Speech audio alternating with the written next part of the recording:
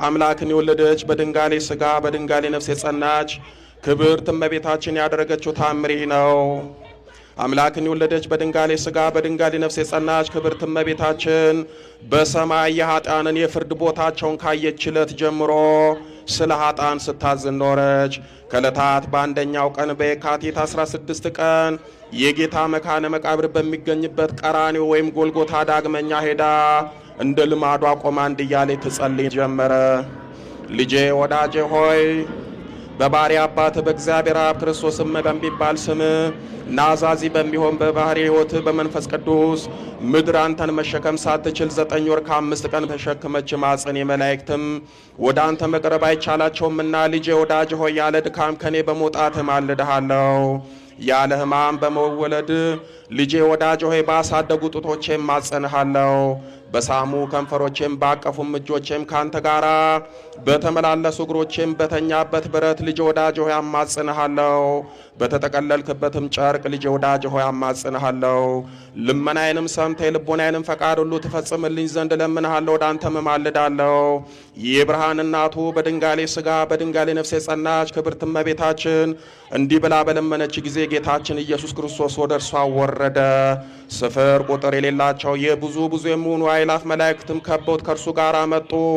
ከዚያም እናቴ ማርያም ሆይ ምን ላድርግልሽ? የምትሹንስ ምን ላድርግልሽ ትወጃለሽ? አላት።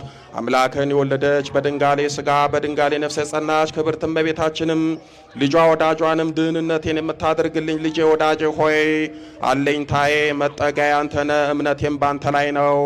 በእናቴም ማፀን ሳለሁ ባንተ ስልጣን ጸናው፣ በማፀን ሳለሁም አንተ ሰወርከኝ። በጊዜውም ሁሉ ስም አጠራሪ አንተ ነህ። አሁንም ፍጹም ልመናዬን አድምጥ። እኔ እናት አገልጋይ የምነግርን የልመናዬን ነገር ስማ።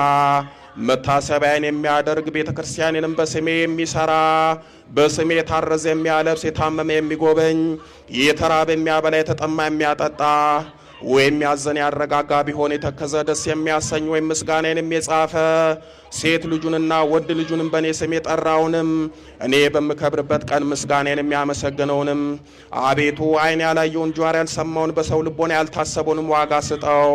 አቤቱ በእኔ ቃል ኪዳን ስላመነ ሁሉ እማልድሃለሁ እለምንህም አለው። መራቤን መጠማቴንም ካንተ ጋር እንዳንተ ያገኘኝንም መከራንም ሁሉ አስብ። አቤቱ ወደ ሲኦል ከመውረድ ነጻ ያወጣ አድርገው። ጌታችን ኢየሱስ ክርስቶስም የለመንሽኝ ሁሉ ይደረግልሽ፣ የምትፈቅጂ ሁሉ እፈጽምልሻለሁ፣ የለመንሽውንም ሁሉ ላደርግልሽ ሰውኛለሁና መሐላዬንም እንዳላፈርስ አማኔ ብዬ በራሴ ማልኩልሽ ሲል ቃል ኪዳን ገባላት። እንግዲህ አምላክን የወለደች በድንጋሌ ሥጋ በድንጋሌ ነፍስ የጸናች የክብርት እመቤታችን ስጦታ የሚሆን የማኅፀኗን ፍሬ እዩ። ወዳጆቿም የምትሆኑ ደስ የሚያሰኘው ይህንንም ድንቅ የኪዳን ቸርነትና በጎነትን ሁሉ ያዘ ጌታ በሰማይና በምድር ያለ ሁሉ ስሟንም በመጥራት ይድን ዘንድ የሰጣትም ድንቅ የሚሆን ቃል ኪዳንን ታዩ ዘንድ ኑ። በጎ ሥራ ሳይሰሩ ሕግጋቱንም ሳይጠብቁ መዳን የእርሱ ፍቃድ ምን ይረቅ።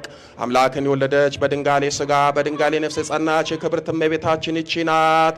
በተጠራም ጊዜ የሰማያት ጽናታቸው የምድርም ግዘፍ እስከ ሲኦል መሠረት ድረስ ይናወጣል። ቅጠል ነፋስ ባወዛወዘው ጊዜ እንዲረግፍ የመላእክትም ክንፋቸው በመደንገጽ ልርገፍ ይላል። ይህም ስም በተጠራ ጊዜ የፍጡራን መደንገጽ ይቅርና የሁሉ ስልጣን በእጁ የተያዘ ልጇ መድኃኒታችን ኢየሱስ ክርስቶስ ኃጥኡንም በፊቱ አቁሞ የበቀሉንም ፍርድ በገለጸ ጊዜ በኃጥአን ፊት ላይ በቃል ኪዳን ቀለም የተጻፈ የድንግልን ስም ሲጠራ ሰምቶ የአደባባይን ፍርድ ትቶ በቸርነቱ በኃጥአን መፍረድን ይተዋል። እንደኔ ያላችሁ ኃጥአን ወንድሞቼ እህቶቼ ሆይ እንግዲህ ወዲህ 16ቱን የእግዚአብሔርን ሕግጋት ከመፈጸም ጋራ የማርያም አገልጋዮች ለመሆን እንትጋ።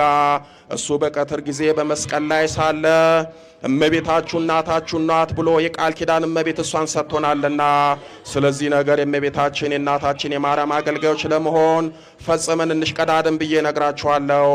ይህችም እመቤታችን ናት ከንጉሥ ልጇ ጎን በፈሰሰ ደሙ እኛን ንጹሐን አድርጋ እንደ ስሙ ትርጓሜ ወደ ልጇ አገልጋዮች አባቶቻችን ፍጹምነት መርታ በእውነት ታደርሰን። በኃጢአት ያደፈውንም ከኃጢአት ታነጸዋለችና ወደ መንግሥተ ሰማያትም ታደርሰዋለችና እንደዚሁም ሁሉ አምላክን የወለደች በድንጋሌ ሥጋ በድንጋሌ ነፍስ የጸናች ክብርት እመቤታችን ከኃጢአት ታንጻን በቸርነቱ አማልክት ዘበጸጋ እንሆን ዘንድ ከልጇ ፊት በአማላጅነቷ ታቁመን። ልመናዋ ክብሯ ለዘላለም በእውነት ይደርብን። ወላዲት አምላክ እመብርሃን ድንግል ማርያም ኪዳነ ምሕረት ታምሯን እንዳሰማችን ቃለ ፍስሐ ታሰማን። ለአባቶቻችን ለእናቶቻችን የተለመነችን እመብርሃን ኪዳነ ምሕረት ለእኛም ትለመነን። እመብርሃን በጸሎቷ ታስበን፣ በቃል ኪዳኗ ትጠብቀን፣ በብርሃነ መስቀሏ ትባርከን፣ ኃይለ አጋንንትን ታርቅልን፣ ጸጋ መንፈስ ቅዱስን ታቅርብልን። ኪዳነ ምሕረት የልቦናችሁን መሻት ፈጽማ ለታምሯ ለምስክሯ ታብቃን።